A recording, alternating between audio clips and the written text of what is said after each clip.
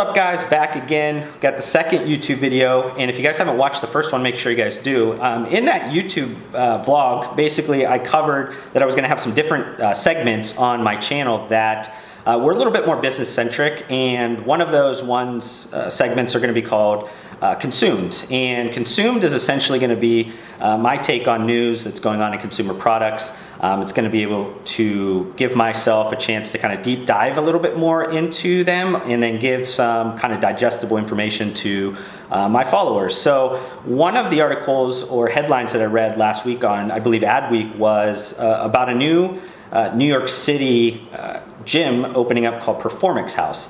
Performix to me is synonymous with a nutritional supplement CPG company owned by Matt Hesse. So I initially clicked in and said, you know, obviously they're going to have some issues with trademarks here because those things, you know, are a little bit too close to each other. So I definitely clicked in real quick and realized that it actually was an extension of the brand, a gym that was going to be owned by Matt Hesse, the CEO of Corjensen. And Corjensen, just to take kind of a step back, Corjensen is the parent company that owns Performix.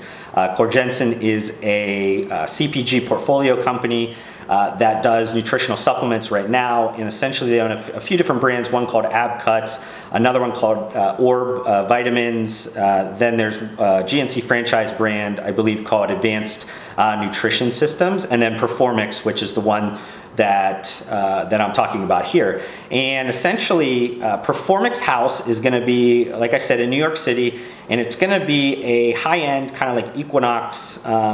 They called it Equinox slash Soho House, which is a kind of a membership approval-based type thing where you have to be the elite of elite. So they're taking the approach of keeping it super small, super elitist. And for a reason. I think what they're really driving is they want to create a culture that kind of extends to this Performix House that kind of also gives validation to Performix, the nutritional supplement brand. So, you know, they went on to talk about just kind of like who's involved with it. They brought over some powerhouse ad agency people to kind of help this area. And Matt Hesse kind of went on to talk about, you know, what he believes is kind of going to be the experiential side of the Performix brand and how it's going to create, you know, kind of more of a lifestyle. And one of the kind of the most important or kind of the most interesting things that I saw in the article was this thing that they're going to have essentially like a content studio that was going to have not only, you know, great you know, lighting and different things, but it also was going to have a full in-house production team that both the trainers and the you know, the people that were there to work out could use for kind of shareable content on Instagram or YouTube or kind of anything like that. And they really were kind of kept using kind of two terms throughout the article. One of them being kind of influencer marketing, which I think most people at this point understand quite well. And then the other one was experiential marketing, which is maybe not as familiar with people. And that's kind of where I want to pivot this conversation and kind of talk about just like experiential marketing in general. I guess, you know, first of all, like, why is this important? Why is this growing?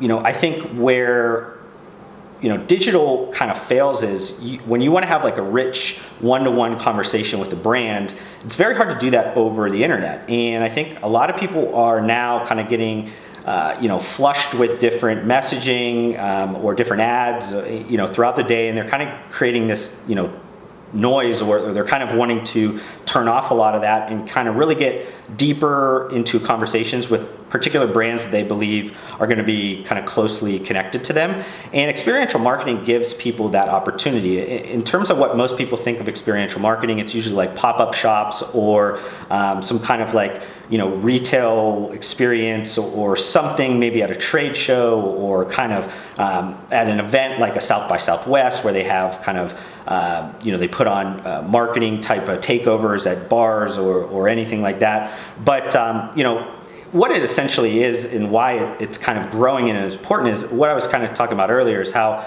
you know, now with digital advertising being so prevalent in the world, you know, you're getting so much messaging to you each day, and it's harder and harder for brands, especially consumer product brands, to get their message across to consumers. So what is end up happening is like there's a lot of issues where people are trying to relook at the relationship with their marketing and their potential customers, and trying to figure out how do we kind of bridge this gap in a better situation. So experiential marketing gives them the opportunity to have a much more richer conversation. I don't think that it's great for all brands, unfortunately, because there's a lot of brands that really haven't defined their culture or maybe even their brand story, or just a lot around their values. And what happens with experiential marketing is it actually exposes you for not having a lot of that kind of stuff done, because you are trying to put on this experience. People are going to be able to see right through it if it's not authentic. So it's one of those things where you kind of got to watch if it's going to be a good fit for you or not. But I definitely think that's kind of where everything's going. I mean, to kind of take it through a purely digital lens, a lot of companies, big tech companies and things, are working on augmented reality, virtual reality, a lot of those different things that they believe are going to give the ability for brands to create more of an experience and create more of a connection with consumers.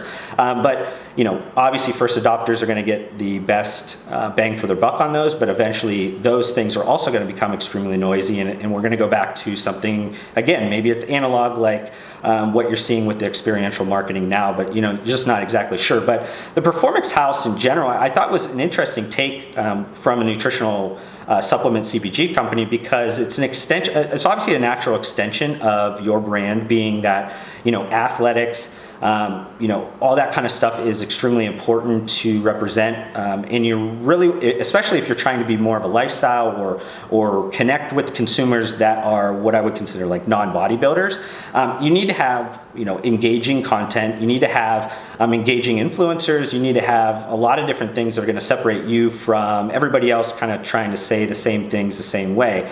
And though this Performix House might be a quote unquote not revenue driver for the business, it's going to be a marketing expense, obviously, but if they execute correctly in what the article is kind of talking about through a lot of the content creation that they're going to get out of that, I believe it's probably going to be a long-term win, as long as they can manage costs in the short term and they have the cash flow available in their business to kind of see that through. Obviously, there's a lot of different variables. I think on its merit, it's a great idea. So we'll kind of see, and I'll kind of pay attention. Maybe I can actually get a comment from Matt Hesse or a couple of the other high up people at Cord Jensen, and maybe even in a month or two when I head out to New York City, I could take a look at the Performix House and kind of see it for myself and kind of see what they're doing to make it unique for their brand extension and kind of their aspirations they have with it. So I think if you guys haven't read about it or aware of the Performix House, I'll link the article or articles that I read below that you guys can get a little bit of an understanding. But I think experiential marketing is going to be a big thing over the next probably 3 to 5 years, and I think this is kind of you're going to see more and more brands take different approaches to pop-up shops or different things to create an experience extension of their brand. So I'm excited to kind of see what brands kind of come up with. I personally find this stuff extremely interesting. I think if anybody has went to enough of trade shows like myself, you kind of get bored with the same kind of things. So if somebody's able to create a lasting experience in your brain, that is great. If you can extend that out to a physical store or a pop-up or anything like that, it could pay dividends to your brand. But like I said, I mean, it definitely could provide some issues if it's going to be looked at as a revenue driver and instead of a marketing expense, which I think a lot of people need to make sure they frame that idea in the right manner. And if they do that, they could succeed. If you guys like this content, like I said, I'll have hopefully some intros and things like later on that basically let you know like what this segment is, so I don't have to tell you it's consumed.